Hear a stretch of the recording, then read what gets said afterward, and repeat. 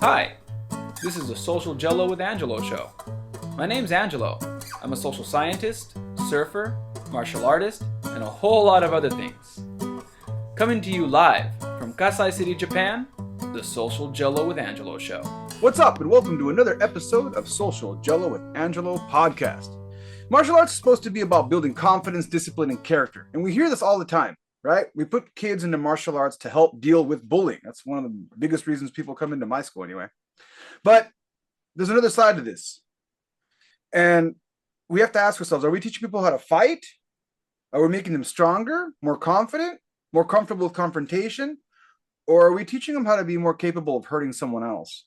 Now, real quick, let's introduce our guests. Today we have Daniele Bolelli, Brazilian Jiu-Jitsu black belt, and also, man, you got so many projects. I'm just going to let you drop them out. What are all the stuff you're working on? Where can people find you? What are you doing now?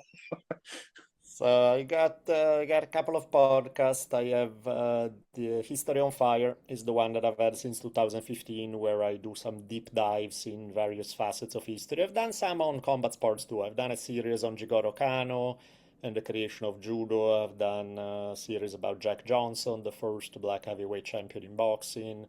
One on Bruce Lee. But then other than that, I go kind of all over the place on all kind of topic.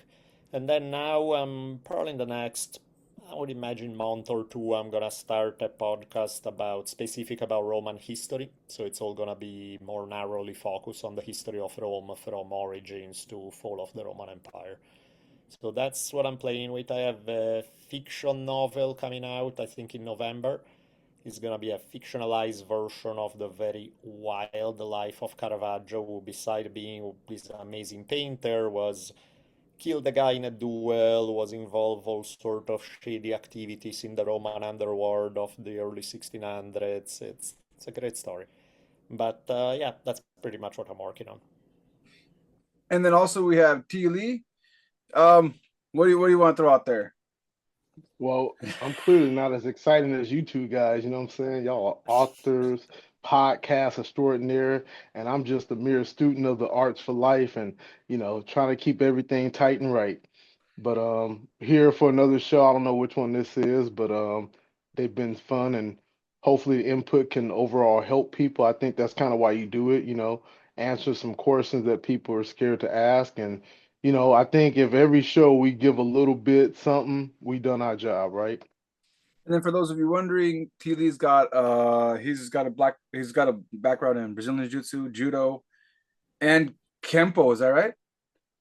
Karate, Kempo, and Kempo. wrestling. And wrestling. All right, so there you go. Those are all the styles. So now you kind of have an idea. And then there's me. If this is your first episode, I have a brown belt in Brazilian Jiu-Jitsu and also a black belt in Kaji Kembo, and I run a small community-based program out here in Japan. Now, back to the topic at hand. Now you know who you're talking with, who you're talking to, and who your panel of, well, I don't know if I want to consider myself an expert, but panel of something. I know these other two are experts. So this all started because I was in Japan and I was invited to a cross training in an MMA meet. It was kickboxing, grappling, submission wrestling. And it's a pretty fun group that I work with. And it's kind of rare to have that happen. Normally, especially in Japan, people will fragment into their groups, stay in their bubbles, and only get together to fight each other at tournaments. It's very rare that they actually get together just to train and be non-competitive for a change. So it was pretty cool that I am part of this group of people where we get together once a month to train, and then once a year we get together with more people in the area and the entire prefecture or state, if you're coming from America, if you have an idea of how geography works, and we all get together and just train. Now, I do have to be careful because this is a co-ed all ages training, and as a coach, when you go into a place that has over 200 people training, it can get kind of hectic to try to keep up with what student is where and who's doing what. So there is some organizational issues that can come up. And as I walked into the training, I did a quick scan in the room and just to kind of get a feel of the place. And there was a lot more kids than usual. There was about 40 kids that day, about 40 or more kids. Most of them were doing kickboxing. And then the adults, there's about 20 adults. And what I immediately noticed is that there was a group of about 5 or 10 kids that were shirtless, wearing Muay Thai kickboxing shorts, going really hard. The shirtless part is the part that kind of was the first red flag for me, because normally in training we're either wearing compression shirts or our team t-shirts. It's kind of rare to see someone in training just training shirtless, from my experience out here.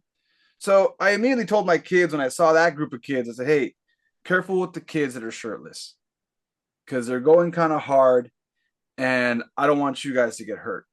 And my group, they're not professionals. They're just kids and they've been training for about anywhere between 2 or 3 years.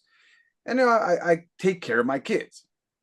I also noticed that the shirtless kids were not wearing any helmet or headgear whatsoever. Like most of the kids will be wearing especially in Japan, because even when they compete, they wear the full face mask to keep it semi-contact. Even though it's all full contact, there's no light contact out here in my area.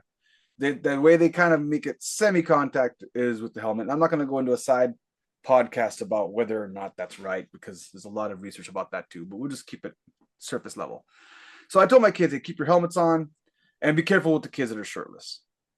So after that happened, the organizer who runs the whole thing, I watched a few rounds and the kids did pretty good. And in fact, one of my kids ended up with one of those shirtless kids, and the kid did pretty good.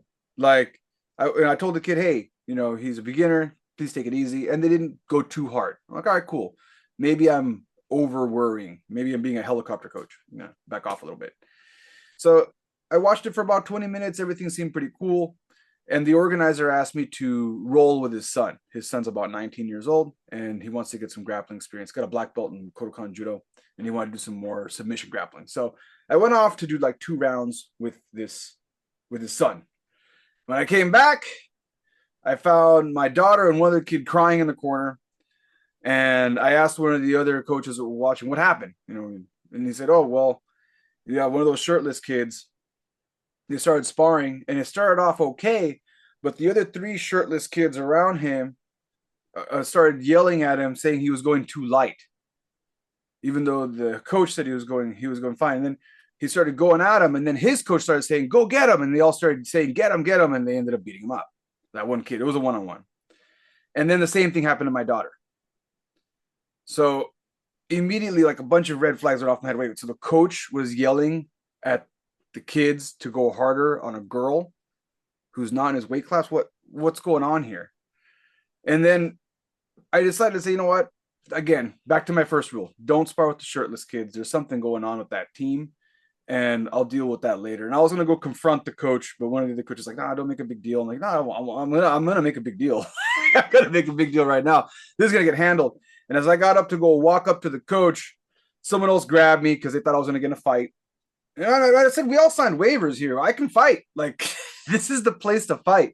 And one of the parents grabbed me, who's not a fighter, and said, oh, no, we don't want to make a big scene. We're in Japan, blah, blah.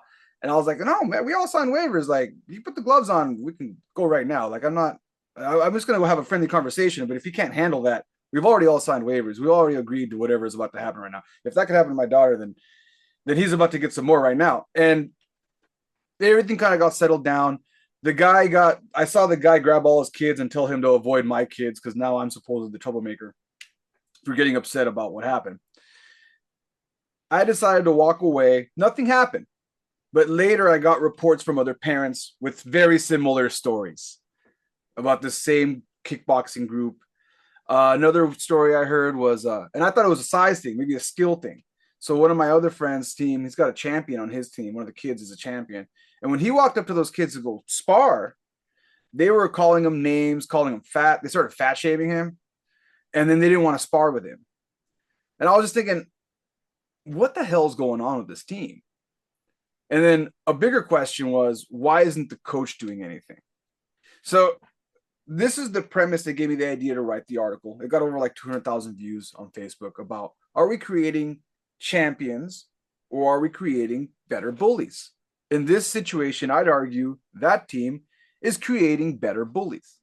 So to open up the podcast, do you think martial arts builds character or simply amplifies the character that somebody else already has?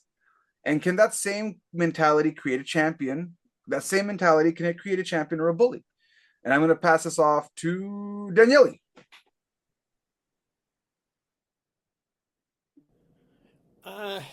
I don't think, as much as it would be nice to think that martial arts practicing makes you a better person, It definitely does not. What it does, I think, is you learn about being more consistent, more disciplined, developing willpower. But, all of those things have nothing to do with being a good human being. They have to do with being an effective human being at something that you do. But just because you are disciplined, some Nazi soldiers were disciplined. So what? That doesn't mean you're nice people. It's like you can become super disciplined, hardworking, have a ton of willpower, be tough, resilient, all characteristics that in the hands of a person who's a good human being are beautiful things that help them become even better human beings. But in the hands of somebody who's a terrible person, they just make them more effective at being a terrible person. So to me, the issue of character, no, you don't create a better person just because you train. It can happen, in an environment where the coach is a great human being and can uses martial art to pass along something more about it, and they have what it takes to be credible, then yes, there's a possibility of making that happen.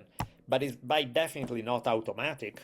And the opposite can happen. And you can have a coach who's a terrible person who passes on terrible values to their kids, and they absorb them, and that's part of it. So it's you really can go in any direction, and that's kind of my take on it. How about you, T? I'm gonna agree with Daniele. I mean, let's take it away from martial arts. This could be any sport. Character development is different from what you're learning. You could be a doctor.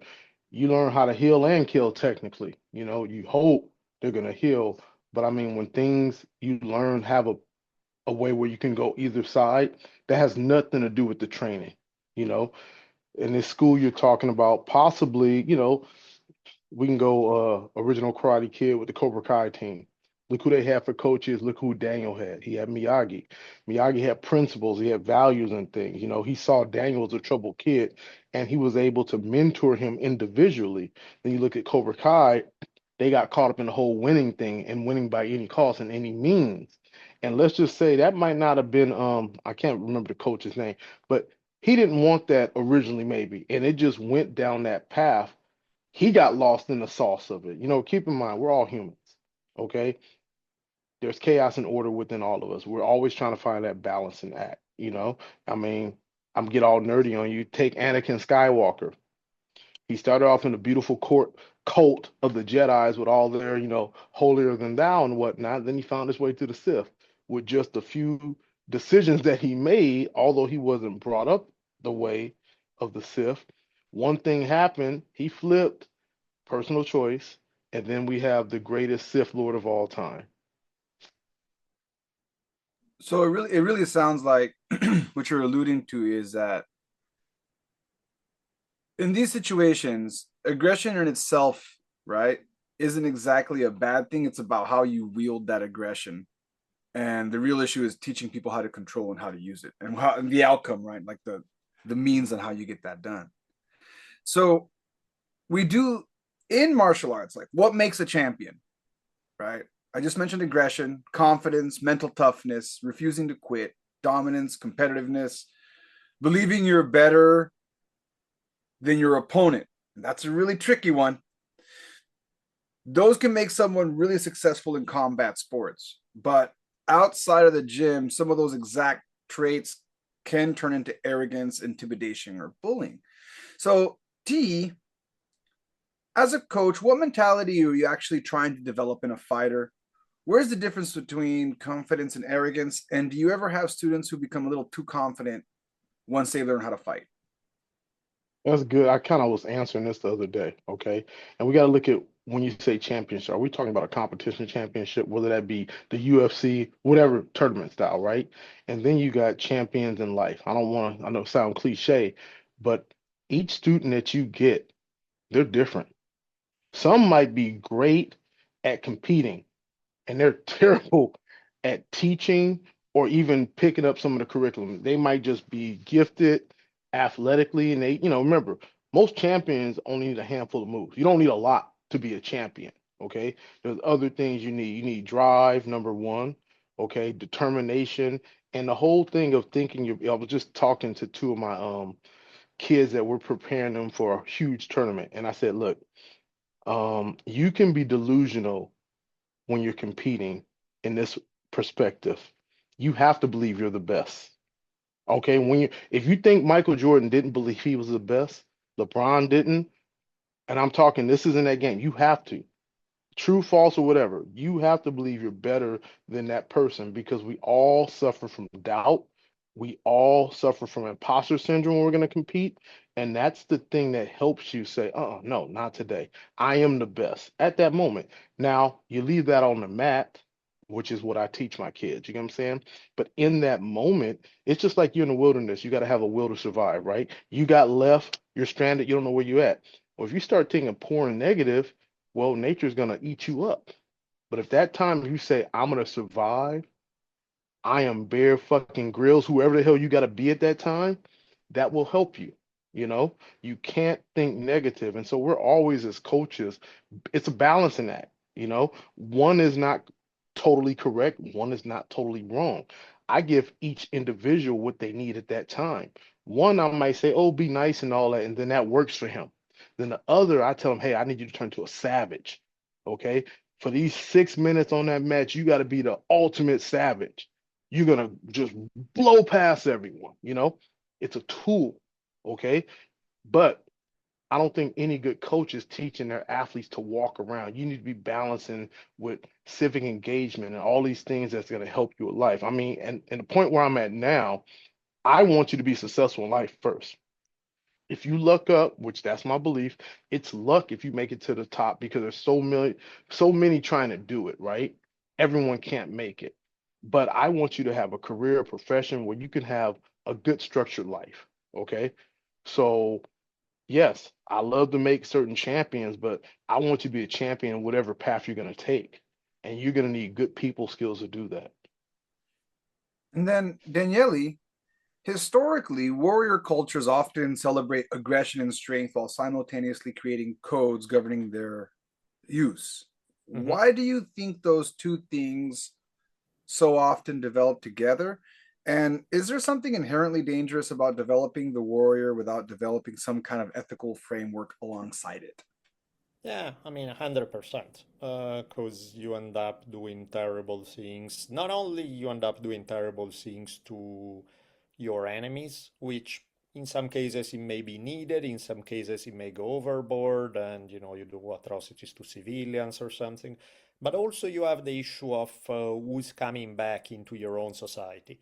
And I mean, one of the major issues with modern military is lack of reintegration of people into society in a way that leaves all the experiences that can give you PTSD, that allow you to transition away from those things so that you don't bring them back into your day-to-day life.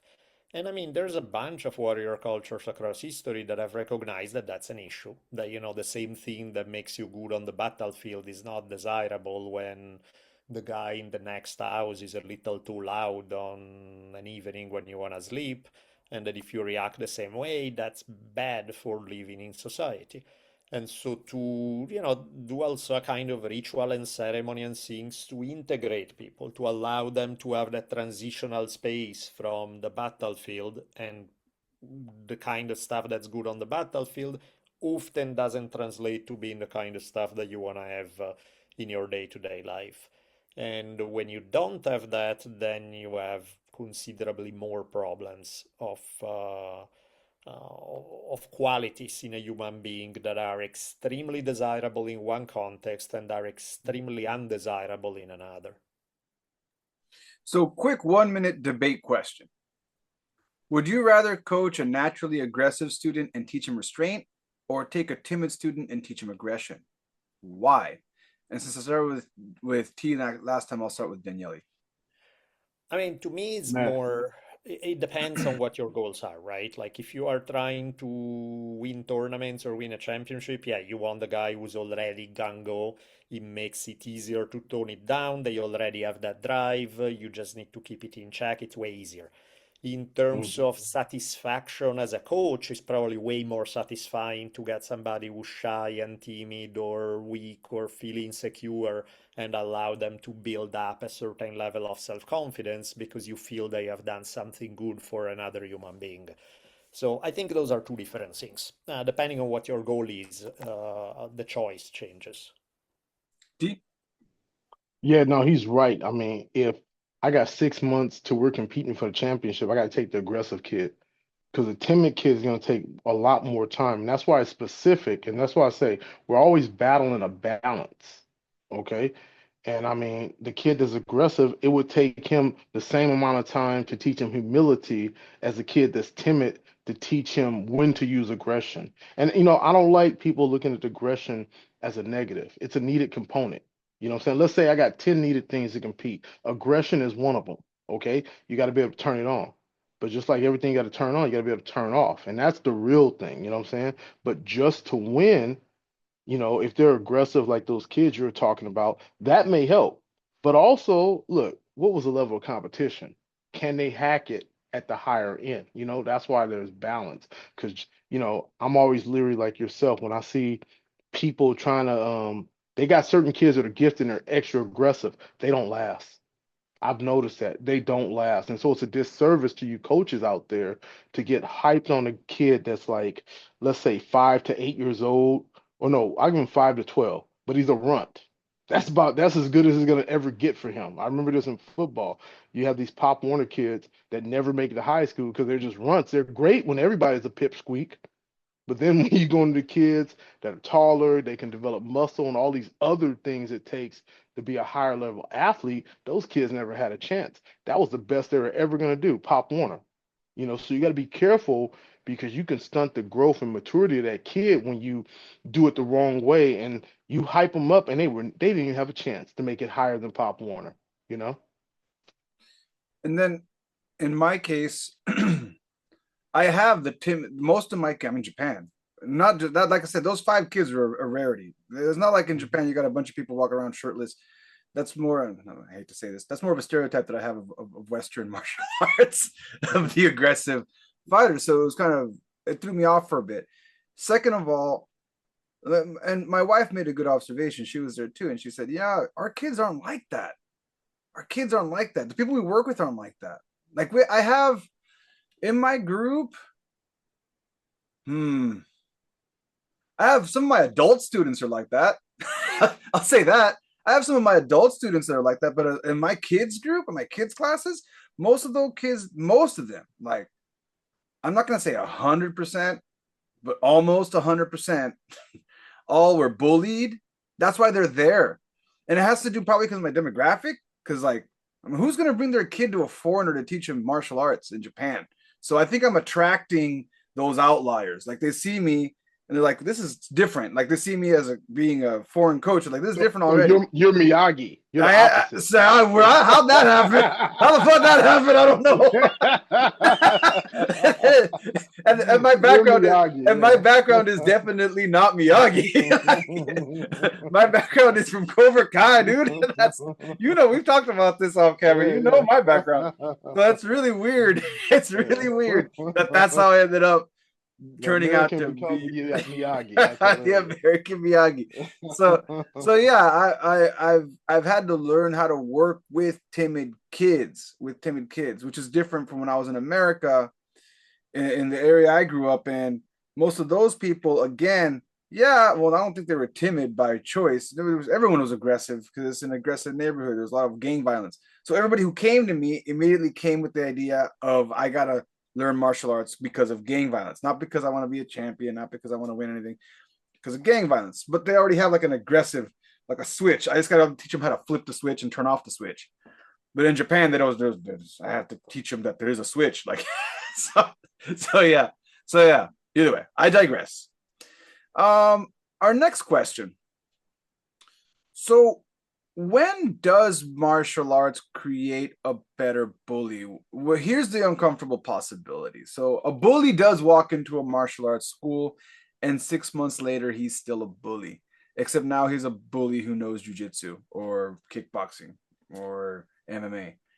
Have either of you encountered this? What are some red flags when you start seeing it happen? Does competition make it worse? Can winning a tournament make them? And you kind of already talked about this a little bit just now, T. But could it make him have that I'm tougher than everybody else? And what happens when a talented student is also an asshole? And I'll just turn that over to T. Well, you know, here's the thing. You kind of said if they were a bully, they were a bully before they got to you. Okay, that's just it. And like you're saying, will this enhance? I mean, you know, generally, I don't get too many of them. The kids are just softer these days.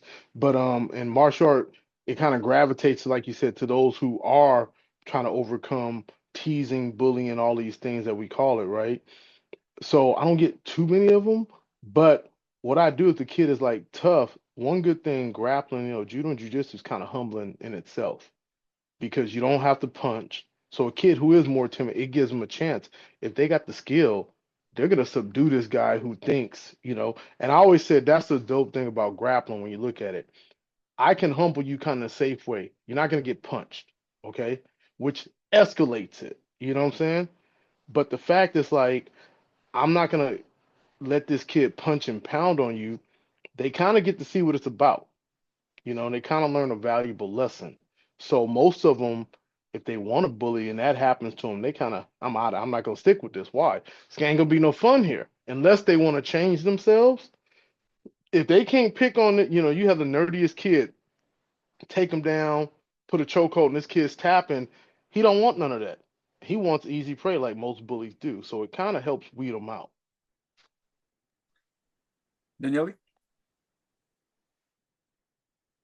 Yeah, it makes perfect sense. I mean, what he's saying is spot on. It's, I mean, yeah, it boils down to you're giving people tools through martial arts. So, of course, whereas somebody who's a bully and they have no skills, maybe they get somebody who slap them around and they freak out and they realize that they can't afford to be a bully. A bully with martial skills can likely beat a bunch of people who are able, even the ones who are not just the ones who are freaking out because they are scared, even the one who put out the resistance. Now it's a matter of skill. If the bully has better skill, then he'll continue be a bully because he's never get checked. And so that becomes the problem of teaching martial arts. It's the same thing as, like, you don't teach somebody great knife fighting skills if you think that this person is actually gonna pull a knife on an old lady. You're a psycho if you do that. You know what I mean? It's like you're a terrible teacher because you shouldn't give those tools to somebody. You know what I mean? It's like you need to figure out, give the tools if you think that the person can use them in a way that's good for them and good for other people. Otherwise, yeah, what are you doing? It's like putting a weapon in the hands of a psycho. You don't want to do that at all. But of course, most martial arts schools, you got to pay the bills. So that's not even an issue because it's like, hey, whoever goes through the door and put the money on the table, we Mhm. need to pay rent. And no, my guys are fine because, of course, when they are in front of you, they're all bowing and being respectful to you. The problem is, and you can conveniently ignore the fact that if you look this much deeper, maybe they are not such great people, well, with other human beings. But that's kind of how it goes. And so that's why, for example, I loved when um, those are two different philosophies right there. Like if you look at, for example, Marcelo Garcia, he had a thing with a couple of his two of his top black belts, who I forget what they did, but they did something that didn't fit his idea of how a martial artist should carry himself. They were his top competitors. He got rid of them. He was like, sorry, can do. Whereas you look at a bunch of other people, I won't mention names, I but they will. have been, Donaher. yeah, totally. It was the, Donaher, he's been mentioned the most online. Donaher is famously yeah, quoted for saying, "I don't care what my students do correct. outside of the dojo. What they do, not even outside of the dojo. I'll take a step up." He said, "I'm not here to do character development. I'm here to Yeah, create champions." The end. exactly. And so that's a very different attitude. Clearly, in terms of benefits for society, the Marcelo Garcia approach is 100 times better. You know, it's interesting what you guys just brought up. And I mean, Daniela, you know me, then I haven't done it for money, right? And the guys that do it for money is different because, you know, I teach mostly at-risk youth and whatnot. And so it's funny, I always say this, you know, free has no value, right? But when people go to pay, that person looking for it, they're going to find that instructor because that instructor, he needs that money, you know? And because mine pay very little and whatnot, and it's a community-based program, I don't run into that as much because these people are hungry. They got other problems. If their problem is, hey, how can I become a better criminal to hurt people and stuff, you know, they're barely eating. That's not, you know, they're suffering enough. So I think we're learning that sometimes that person, like I said, that bully's already a bully. And because it's finance, you can go pay and find that instructor who maybe just he needs one extra student and you happen to be that one. You know what I'm saying? Or you get a guy like the person you mentioned where he says, look, I just care about making champions. And this is back to what I was saying, it's up to the coach. You know, you got to live with that. If you care, I only care about making champions. I don't care what they do. I don't care if they hurt old ladies and kick kids and stuff like that. Well, there goes the answer of what we're talking about. But if you're a person who like my goal is to make better people, me getting kids that graduate from high school, get accepted into a college, get accepted into the military, to be better civic servants to their communities. It's all about your goal and your mission plan and your mission statement for people. So I guess that's where it comes to, you know, like I got one girl, not the best fighter at all, okay? But she's been with me for 11 years. Now she's helping to teach. So generally to make black belt, you have to give back, meaning you got to come help teach. Why? Because teaching is going to go further. That's great character development. All right. That's more important to me. I don't care if every black belt of mine is not the best fighter. Okay. I think as we mature, we see what making black belt for this individual is completion. It's like graduating high school. I want all my kids to graduate high school. That's the bare minimum, right? So sometimes that black belt graduation is just that. It's like, hey, I've done this for 11 years. I might not be the best fighter, but you know what? I know the curriculum and I can help others. She brings her younger sister, brings her little brother who she's all older than, and this is part of their daily routine to help them have structure in life. To me, that warrants making a black belt based upon where they're at in life and what they plan to do with it. That's far more important than like, oh, they're going to be the Long Beach International champion or IBJF champion. That has nothing to do with the path they're going.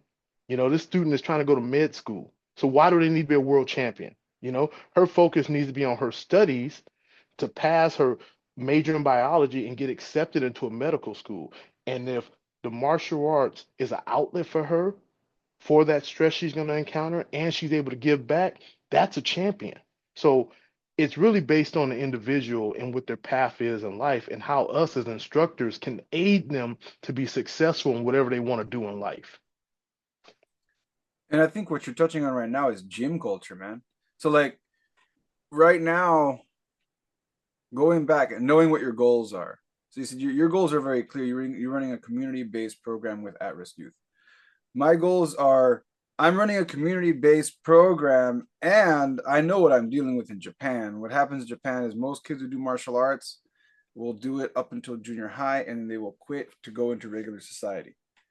So my main goal is to get them to just stick to doing martial arts and give them an avenue to continue to do martial arts without the pressure. Because another thing that happens in Japan, I don't know if this happened to you guys, maybe you guys can clear this up for me. In Japan, they tend to pick their career paths very early. A very good example of this, my niece at the age of 12 left the house to go to a specialty school that would automatically get her from junior high to high school to college to become a nurse. So kids already at the age of 12, as early as 12, are thinking, time to start my career. And she left. She moved out of town, lived in the dorms. We'd see her on the weekends like a college student starting at the age of 12, 13. Right. Another niece at the age of 16 made the same decision. So because of that, when they look at martial arts, a lot of these kids don't look at martial arts as they do in the West, where it's a hobby, right? Judo is a fun thing to do on the side. IBJJF, somewhat now is trying to be pushed on the internet as a career track, but we all know as coaches, it's still very much a hobbyist sport. It's something you do, you have your main job. But in Japan, it seems like a lot of people, judo, Olympic track, right? And it's got a lot of funding out in Japan. Even though I told you earlier the judo problems of the place that's almost closing down now because numbers are decreasing because of that same mentality. Soccer is taking over and they're funding into soccer. So again, their mentality is I'm going to get into this thing. I'm going to become the champion to fund my career. So I'll have some people, not all, like I said, most of the people that come in here do not come for that. And if they come for that, I'm very clear saying, hey, you're going to have to go to a professional gym. I'm a community-based program. If you're looking for a pro track to become a professional fighter, I can recommend you to this person, and I'll send them off to some of the people I work with that work on that. And it throws people off. Now, I guess my question to you, what's happening in the West? Is any of that happening? Do you have parents coming in saying, hey, I want my kid to become a professional MMA fighter, professional kickboxer, I don't know, professional jiu-jitsu player? I don't know if that's a thing. I'll let you answer what? that. It's funny you say that because we're kind of having that talk at the training today. There are some, and look, I'll say it like this: the Hutella brothers. Okay, great example. Some parents are doing that path of homeschooling kids and letting them focus solely on this jujitsu path because it's not in the schools. You know, out in America, I won't say out west, in America, that's what I could talk to. Okay, generally we have schools. Most of our schools have sports. So the path is you go to high school, for example, football. You play football, you do good, you get a scholarship. If you don't get a scholarship, if your parents can pay, you can walk on. But your path is high school, college, then you try out for the pros, right? But as far as that scholastic stuff you're talking about, oh, that's a straight Japanese culture. Ain't no 12-year-old leaving the house and starting their nursing path. That is not happening. These kids will say, oh, I want to be a nurse, then I want to be a mechanic. You're like, what? Then I want to be a rocket scientist. All these different things, and so, American parents, we just want these kids to graduate high school, okay? Because we do not have the commitment. I don't even, Daniela, you can tell me, but most kids are not committed to that path at 12. They're going to pick something and stick with it and go the whole course, get their license, and then do it when they're adult. We don't have that level of commitment. And Daniele, as a historian, I know you got a lot of experience with different societies as well. What are your observations on that? I mean, culture shapes expectations, and not even just from one place to the next, but from one decade to the next. Things change, obviously. It's like just we're not saying anything particularly original, but if you think about just the way kids spend their time today versus pre-cell phone days or pre-social Hmm. media, it might as well be 1,000 years difference. It's like it's so, and it's just a couple of decades, and it's a completely different experience of growing up. And so, of course, with that, there are certain things that some doors open and a bunch of other doors close, and people are going to be different inevitably because of that factor. And that's just kind of what every society does, every culture. And again, I don't mean just geographically speaking, even in time, because the culture of today, United States, like California today is different from California 30 years ago, and is different from California 50 years ago. So even the same place across time, never mind when you go across different places, of course, cultural values are going to shape expectations, are going to shape desires, are going to shape attitudes. And that's going to have an impact. That's why what you describe about Japan is a particular situation. It's going to be different from what you find in. Now, certain things are human universals. There are certain things that are desirable for people and gravitate for people across the globe, across time and space. But a bunch of stuff is going to be determined to a large degree. Maybe determine is the wrong word, but the culture is going to hand you certain cards. Then you get to decide how you want to play those cards.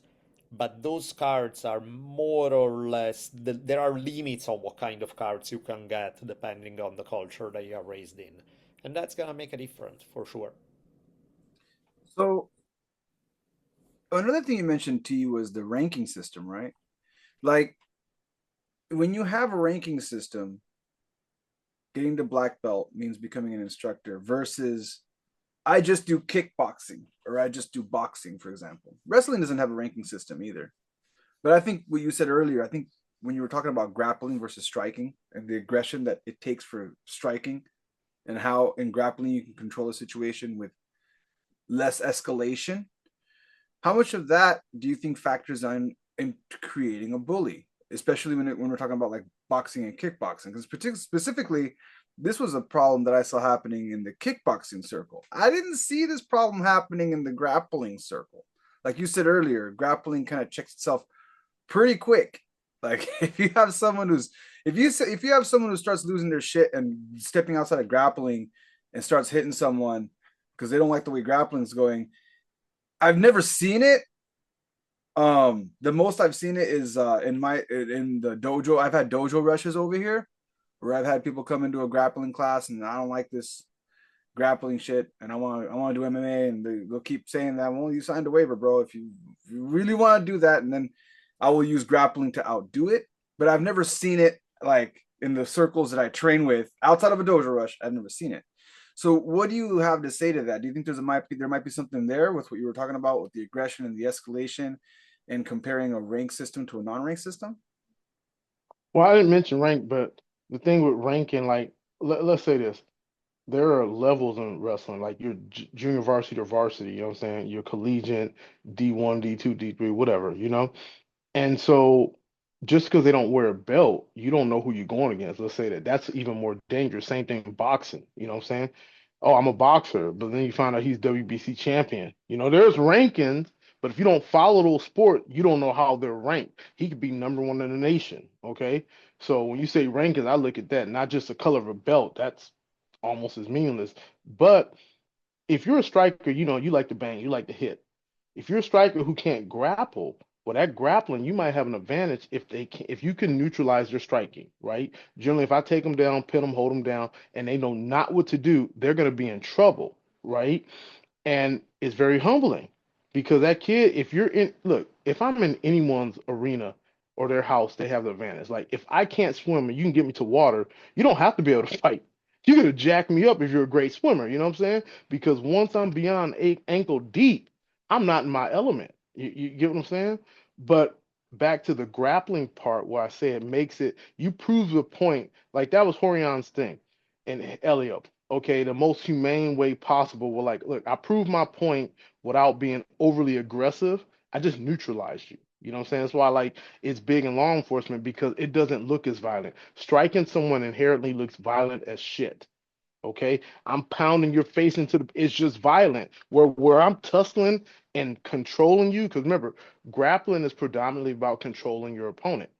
That's all you're doing. You're controlling them without strikes. You're locking them up where, hey, you tire them out. That's what you're doing. So if I'm talking about a bully beatdown and I can just hold this kid down and make it where I don't get hit, it doesn't look as aggressive. You get what I'm saying? And so people really buy into that because a lot of people, they don't want their kids just doing the most brutal thing, you know? And it helps because, yeah, you could be a stud there in your kickboxing and feel great. And the washout rate, if they're letting those kids bang, you're not gonna have a lot of students. You know, you're just not gonna have a lot because people find out, hey man, that's the real deal. It's like how you grew up backyard Project Himbo. You ain't gonna get a whole lot of students that way.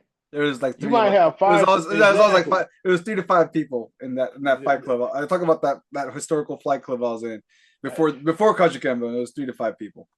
Once the reputation of you might get hurt, people aren't as brave as they like to let on. Okay, if your gym is like, oh man, I don't know if you're ready for that one. You know, they think about the Carter Kimpo mindset. We're not done until there's blood on the mat. Hey, in 2026, people ain't signing up for look. You know that they ain't about that. Okay, so I think that gym they're rare. I don't think they're going to get a lot of students, especially with a Japanese culture. I'm not an expert about it. I know you know a lot more than me, but I mean, that might have been the only students that guy have is what I'm taking because people don't want that. Well, what's interesting out here is he does have a very large student pool, and it has to do again with what I told you. I think it has to do because of what I just said earlier about the 12-year-old track, because a lot of those kids are. But going back to what you said, there's a lot of just okay. So let's dissect this. First of all, it does have a lot of students because they have a lot of champions. In fact, a lot of those kids that were in there were champions. Go back to what you said earlier about the age. Remember what I said earlier? They're allowing children to do full contact fighting out here. I don't know what's going on in America, but they're letting that happen out here.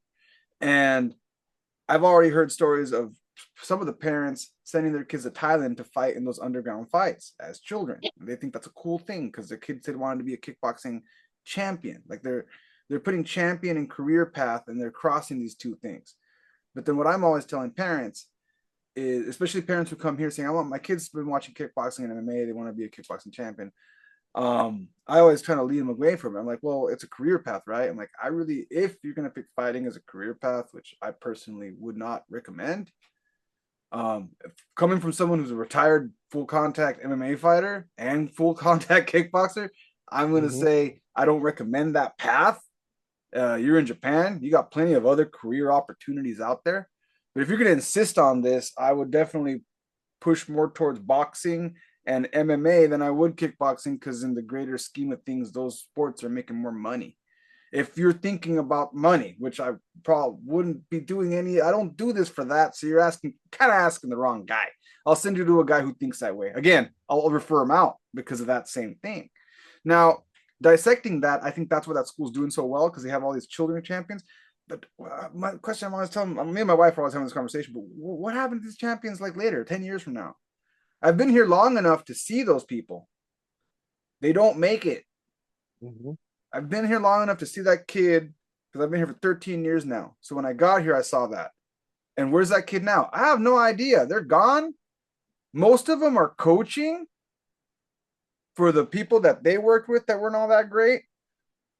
If I start asking them base salary, they're making, oh man, the yen to dollar is really weak right now.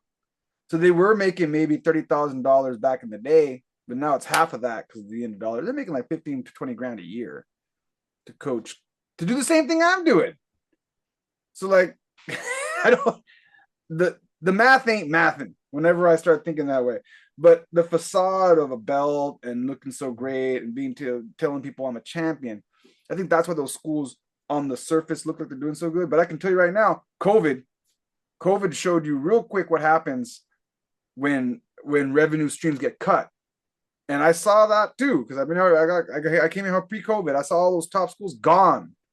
All the champions in MMA, even the venue, the entire. And I know, I'm sure in the US something similar happened, but in Japan, all of the systems that were in place completely got destroyed, and everything got rebuilt from the ground up after COVID. And being a champion didn't seem to matter in that equation. So like, yeah, and I think that school is a new school. I like to call that a post-COVID school. There's the schools that survived COVID, like my friends, and they were all like me, community-based people. We have daytime jobs, so when COVID hit, we had enough money to make. And then you had the people that were like this new school, the post-COVID people. The post-COVID people were not running programs. They were in other programs, and when they got destroyed, they rebuilt into new programs and got together with other coaches to build these new other programs. So, and to answer your question, are they doing well? I mean, by money standards, I'm always going to say, you've talked about this before. Are any of them doing really well? that's a different podcast question altogether. So we're getting to our final part here, our final segment. So we're going to do some rapid fire questions. I'll give you all about a minute to answer each one of these, and I'll try to answer some of these myself. How do we build champions without building bullies? So what should instructors actively teach alongside fighting ability? Daniele. I mean, I think there's a problem before that question, which is who are the instructors? Because you can give the perfect recipe of how to answer that question of what you should teach and what that. But if you're not credible, like if you get some random guy off the street who's not himself a particularly good person who then comes out and say all the right things, it feels like you're reading a fortune cookie. You know what I mean? It's like it's the person doesn't match the message, and that becomes the problem. So I think it's like why the goal of making sure that the instructor are teaching people to become better human beings. Well, the instructor need to be decent human beings to begin with, and that's so it's a chicken or an egg kind of thing. You cannot have somebody who's not a particularly great human being then trying to teach somebody else about life. Why? Because they know how to throw people or they are cool box. It's like it doesn't it can translate, but it doesn't necessarily translate. And I think that's problem number one. Who's teaching? T? No, he's right on the who's teaching, although it's kind of a contradiction because, most of us we start teaching before we had a name and the proper credentials and whatnot. Yeah. But it does matter being more mature and seeing you see the purpose of it. You know, are they, whatever qualification you have to teach, do they have a basic qualification? Because you don't want just the guy that and you've seen it. There's guys who got black belts from people. And you're like, wait, who this guy get his black belt from? And they didn't know any better, and they think this is it. And then they're about yellow belt strong. So that does matter. I think what should instructors actively teach alongside fighting? Respect. I know it sounds so cliche. I know this sounds so cliche, but basic respect. And when I say respect, not like the whole bow to your sensei respect, just respect for yourself, respect for your instructor, respect for your community, respect for the people around you, respect to your sparring partners. It takes a lot of. I was just talking to someone the other day. I would say in Brazilian Jiu Jitsu, inherently, we've both agreed we're doing something when we're grappling, but it takes a lot of work to do striking and not escalate. That's a really fucking difficult skill to teach because, like, you're trying to teach them, okay, we're going to hit each other just enough so that you know it's real, but not enough to actually hurt you. And then if we do cross that line, we're going to have a gentleman's agreement that we're going to try to stop each other from going farther for both of our sakes. So I mean, I know I'm asking. It's a big ask. It's a big. I know. I know it's a big ask because I coach both striking and grappling. I know I'm asking a lot, but I think it all starts with the basic respect and understanding of and I know it's cliche, but respect for your community, respect for your instructor's program, respect for your instructor, respect for everyone around, because we've all agreed to do this thing together. Should humility be taught, or does getting tapped repeatedly eventually teach it for you? Daniele. No, I think it's worth emphasizing anyway, and also I mean, I think it's worth emphasizing just not taking themselves so seriously. It's like, yeah, you are clearly taking it seriously, that's why you're training. Once we have established that, mellow out a little now because it's a game at the end of the day. You're a dude in a pajama rolling around with other dudes. It's like, come on, man, take it easy. We want to. So I think it depends. It's always a balancing act, right? If people are not taking it seriously, you want them to take it seriously. If people are over taking it seriously, now you want to mellow them out a little bit and put things in perspective and remind them that there's bigger stuff in life and it's more important to walk out as friends than who got the most up in a training situation or even in competition. Like I see people competing for a $5 medal who are willing to snap somebody's arm, and I'm like, who cares if this guy's an idiot and is not tapping when he should? Don't break his arm. Just come on. You're not competing for $10 million where winning or losing is gonna make or break your family life. It's like you're competing for a $5 medal at a local tournament that nobody will ever remember. Who cares? Just let the guy slide, whatever. You know? T. Yeah, Daniele, that's why they should learn how to choke people so you don't have that Yeah, issue, right? exactly. That you Uh, can. because you're right. I mean, and I get it for those that let's say it's a world championship and they're the black belt and they're trying to make a name, it can get a little much. But one thing I learned from actually I gotta give a shout to Mayweather's boxing school. We were doing some work. Anyway, a guy said a great thing. He said, look, we don't let them spar right away because they don't know the difference between sparring and a real fight. And that I heard that about, I don't know, 8 years ago, and I've been really using that like, hey, to tell the guys, hey guys, we're just training. This is not real. Because a lot of people have never been in a fight. So when you go and you start punching them and stuff, they don't know the difference. Because you're teaching this training, but we have to educate them like, no, dude, this is training so you can get better, so you can actually protect yourself, whether it's competition or street. I think some of us we forget they don't know this coming in, you know, and that was a humbling thing to me because I'm like, wow, as simple as that is, no one ever taught me that. I just thought everybody knew it was training. I didn't think to that person coming in who's scared and all that, that they take this as real. They don't know the difference because they're non-confrontational, never put themselves where they're rolling. Maybe they didn't have siblings where they fought each other. And it's like, yeah, you have limits because if I hurt my brother too bad, my dad's gonna kick my ass. You know what I'm saying? Some people just didn't have that experience. So we have to really educate them that this is only training. This is to make you better at a lot of things in life, but it's not real. And what you're alluding to right there is that first part of the question, right? Should humility be taught, or is it going to be taught in the process? And I want to say, it's a little bit of both, right? You especially if you have someone who's strong coming in, they're gonna have to be taught humility.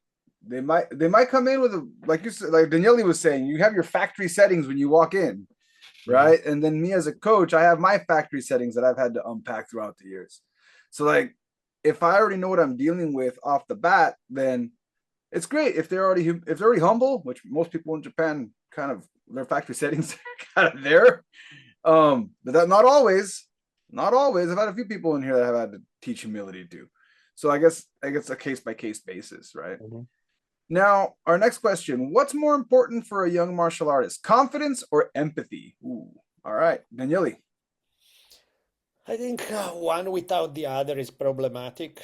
It's because, if you're confident but you have no empathy, you probably are more likely than not to become a bully because your confidence is just, banging your chest and going how tough you are, and vice versa. If you have empathy but no confidence, you're sweet, but you're probably weak, and you can get bullied by life and stuff. So to me, it's an impossible choice. Like you need both, and one should inform the other, because one without the other has a million problems attached to it.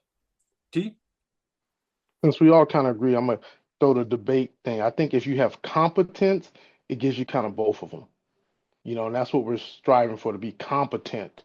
Because yeah, can you be overconfident? Danielle is 100% right. And some people, they got to be taught humility to gain empathy. But once you're competent, you kind of have a good grasp of what's going on, and you notice they can't work without each other. I'm gonna put myself in a box and say if I have to choose one or the other, which as we know in real life I don't, I'm gonna choose empathy. And the reason I'm gonna choose empathy is because even if you never get the confidence, I can at least give you the skills to be smart enough to get out of a sticky situation and rely on society to keep you safe. But I can't do the opposite for you when you're overconfident. I'm gonna have to work a lot harder to make you, if you're like you're a psychopath. I have a psych degree. If all you have is confidence and aggression and no empathy, you are a psychopath. There's a lot of work to be done on you. Then it's a lot easier to just grab that person who was already timid, who already has empathy. I'm not gonna have to worry about them doing something wrong. I have to worry about them becoming a victim. And then I can do a lot of stuff to keep you from being a victim. I might not be able to turn you into a champion, but I can keep you from becoming a victim. I can teach you how to get out of that. So if I put myself in a dichotomous box, I choose empathy. Should instructors discipline students for behavior that happens outside the academy? Yay, Daniele.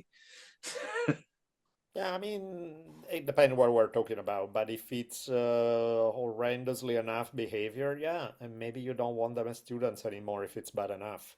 But yeah, of course, because to me, again, it goes back to are you Danaher or Marcelo Garcia? If you take a view of martial arts like the Jigoro Kano way of like you're trying to help people become better human beings, then yeah, there is no separation between inside and outside the school.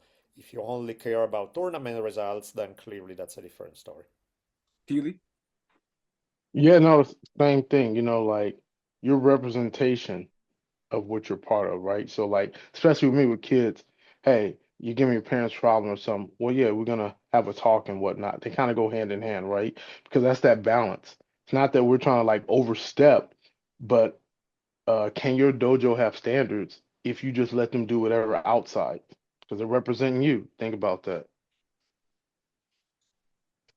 Yeah, I agree. I think students should be disciplined for what happens outside the academy. Now, what that discipline is going to vary by whatever, but Mhm. definitely ignoring. I know for a fact that if you ignore what your students doing outside of the academy, that's going to come right back to haunt you in the academy later if you just ignore it.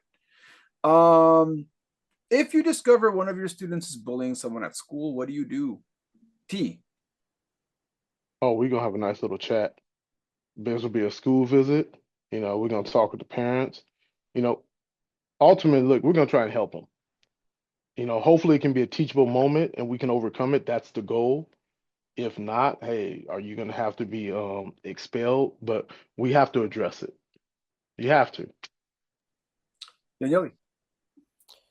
Yeah, and I think before correct, like I think my first question would be like, why? What are you thinking?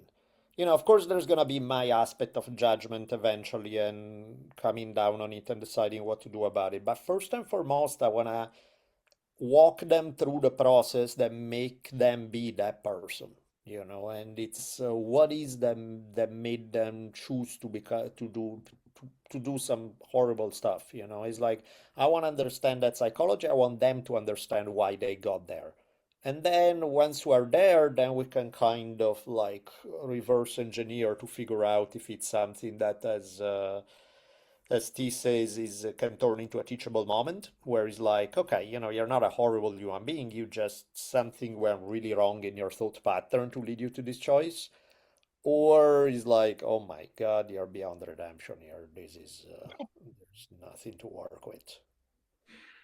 My issue with this question is in Japan, they're non-confrontational. They're very passive aggressive. So this is why bullying is such a problem. This is why bullying is so pervasive out here. Is bullying will start Mm. happening, and because they're non-confrontational, just basics reporting. It'll go on non-reported. All parties involved know what's happening. Teachers, students, parents, everyone knows. No one wants to get together to talk about it. And then if I, as the instructor, as the first person who says, "Hey, we need to get together to talk about it," they'll look at me as being the confrontational bully for wanting to talk about bullying in the first place. So this is a really specific issue that I'm dealing with. And the way I've had to deal with it before is I normally have to talk to the students first. I've been lucky enough because I've worked in such a tiny community. Usually, the bully and the bullier, both victim and bully, are at my school in one way or another. They're either in my martial arts school or my English school. So I can take the kids to the side and be like, "Hey, well, what's going on? What's going on here? You're in the same town. Like, you guys are neighbors. Why?" Like, and that's always my first question. Is like, if someone, let me ask you something. If someone from outside came into the town right now, and you both are from this town, someone from the outside starts doing the way you're doing right now, how would you feel about that? Would you agree? Would you join the other bully to bully your neighbor? What's going on? And normally the answer is always like, they're always, first of all, shocked that I'm even bringing it up because most of it's not talked about anyway. And then second of all, I start making them work together a lot. If I have a bully and a victim, I'll make them train together a lot. You have to train together and no arguing. Figure it out. Figure it out between each other. And I've had bullies just become best friends with, and the no more victim bully mentality. They're both helping each other. I said, you're on the same team here. So this is kind of weird. So like I said, it's a very different dynamic for me. Last question. Does a black belt or any advanced rank, oh, we've answered this so many times, carry a moral responsibility beyond simply being technically good at martial arts? Daniele. I mean, I think even if you strip the black belt, just being human carries a responsibility to be a decent person. Um, so anything where somebody in a position of power gives somebody else a little extra leverage, yeah, you want them that it carries a certain responsibility. I think it goes back in that sense to the old Jigoro Kano idea of like the whole point of judo is to make better people, is to create a better society, is to create which is why he was kind of ambiguous about judo as a sport. He liked sport methodology, but he didn't necessarily like sport becoming the be all and all of martial arts. In that sense, I completely agree with the Kano idea regarding what martial arts should be. And not just martial arts, honestly, anything. Because at the end of the day, it's to me the most important thing that any one activity can do is overall elevate the quality of life for everybody involved, which usually goes through making better people. T? Yeah, you got Matosa and you got Kano, and I'm gonna go with Daniele on the Kano. You know, he was a genius, and I mean I always say he's the father of all the martial arts we do because if you wear a belt, it's because of him. So his philosophy is the way to go. He was very brilliant in all of what he did. And so I think we need to follow that lead. Yeah, I'll add to that. I think it should. I mean, I can refer to great historical people like Kano. But just in my own personal experience, my instructor's instructor, Alan Abadu, passed away, and he's not a famous dude, but he said before he passed away, he made a YouTube video to all the students that said, you know what, it's great to have good kicks and great punches, but be a better person. Being a better person is more important than all of that. And when he said that before he passed away, it made a huge impact on me and the rest of us who were always just, we were always just training, and you get so caught up in the training sometimes you forget what the training was all about. And I think that really kind of brought it together for us. So either way, I want to say thank you to Daniele and T for coming out and talking about whether or not we're making better bullies or better champions. Any closing statements? I'll start with T. No, it was a great show. Thanks for having us. Daniele? No, I mean, I think we covered all the ground we needed to cover on these, and I really kind of invite. I really think it's important for anybody who teaches to try. Again, you don't need to. It doesn't mean you need to become the stereotype of Mr. Miyagi and speak like a fortune cookie or something, and that's supposed to be spirituality or teaching character or something. It's not about that. Be who you are. But I think it's important to, if you have, beside learning martial arts, if you have worked on yourself as a human being a little bit, I think it's important in a very humble kind of way, because you don't want to, there's a trap even in putting yourself up on a pedestal and going like, let me teach you the way of life, young kid. It's like that can be its own problem, it's like, but in a very humble kind of way, go with, hey, this is what has worked for me in some cases, and I think it may be a better way than the alternative. And even have it as a dialogue, but at least having people think about what their options are. Think if being mean to their classmate is really the best thing they can do, or maybe there's a better way. Think of, and in a very non-intrusive, non-dogmatic, hey, I'm the master teaching you, young one, in a more mellow way, but still trying to get across the fact that we're all trying to figure out ways to be better human beings. All right. Well, for those of you watching Social Jello with Angelo podcast, I turn the question to you. What do you think? Would you prefer to have a champion who's a bully? Or would you prefer to have a timid student who maybe never becomes a champion, but becomes a really great person in life? I'll give you that dichotomous question that you have to put yourself in a box for. Which one would you prefer? And one of these once a week, share it with your friends, and I'll catch y'all next time. This has been a Social Jello production. If you're interested in being on the show, feel free to reach out. Just email me at socialjello@gmail.com. Don't forget to follow me on social media, Instagram, Social Jello, Facebook, Social Jello with Angelo, or follow me on my personal page under Angelo Ferrer. LinkedIn, search Angelo Ferrer. YouTube, if you're listening to this on a podcast platform, make sure to check out my YouTube channel, Social Jello with Angelo YouTube channel. And wherever you're listening, whether it's Apple Podcasts, Spotify, or any other platform, make sure to follow and subscribe and leave a review. Thanks again for tuning in. See you next time.